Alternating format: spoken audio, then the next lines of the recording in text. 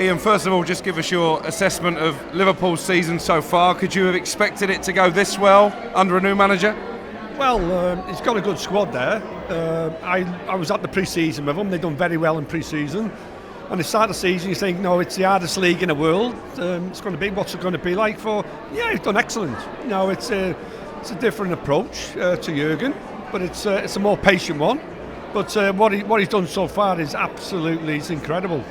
Is that the biggest difference? The sort of rock and roll football is no more, and there's a more disciplined, maybe even a more controlled approach to games? Yeah, more controlled, I'd say that, yeah, definitely. But the good thing I like about it is there's been about 3 or 4 matches where the first half we haven't played well, and he's changed it. And the subs that come on have made a big difference. I think when you look at it, it's not the 11 players on the pitch now. There's a squad there, 19, 20 players, and they're all coming off the bench and making a difference. And I think a lot of it I think the first game of the season, Ipswich Town, first half Ipswich were fantastic. He changed a couple of things around and all that, and we got the win there. So I think that set the scene for everything going. So far, so good. You're revered by many as Liverpool's greatest ever goal scorer. I think Mo Salah is starting maybe to challenge that moniker. How impressed have you been with him at the age of 32 to have done what he's done this season?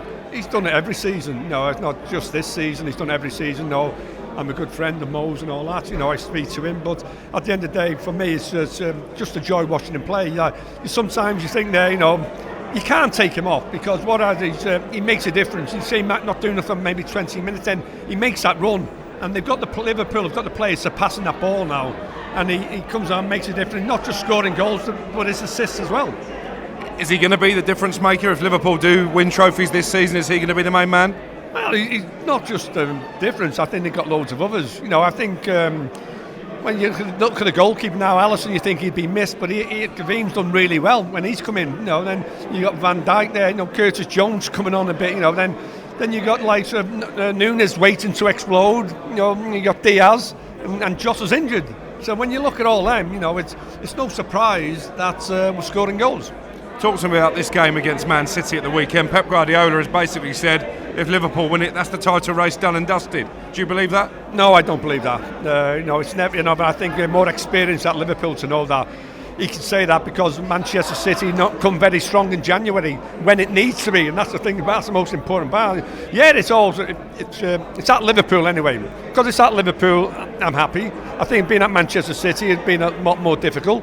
But I think the atmosphere there. When they play there, the fans will get right behind the players, and if the players react to that, I think we could be in for one hell of a game because we've got 2 top sides, and for me, I'm looking forward to it.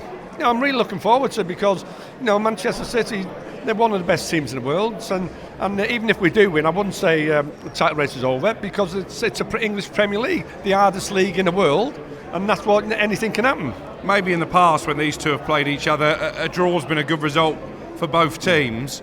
This is a big opportunity for Liverpool to go and get a win on the board, isn't it? City just beaten 4-0 at home by Spurs. Well, yeah, they've lost the last 5 games, in there. But it's Manchester City, and you just don't know. You don't know what they are. It's a Premier League, the hardest league in the world, and where we've been normally going into games where we needed to beat Manchester City.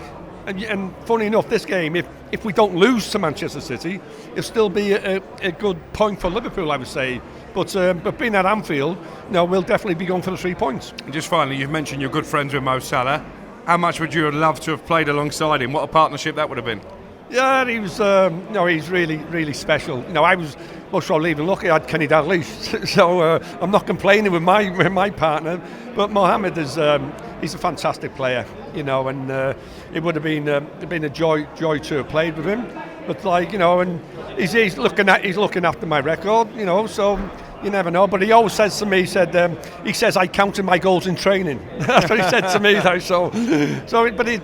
I think it's just it's a joy to watch, and let's watch him play and leave it to whoever's whatever happens. How would you compare him and Dalglish? For me, Kenny Dalglish is the greatest player Liverpool have ever seen. And it's something special now. Mo Salah's right. If you look at him, people talk about the Premier League. Just the Premier League. When they talk about individuals, they just talk about the Premier League. When they talk about clubs, they talk about when it's established in most probably 1892. So that's when you're looking at. But Mo Salah is, for me, the best Premier League player Liverpool have had, no doubt.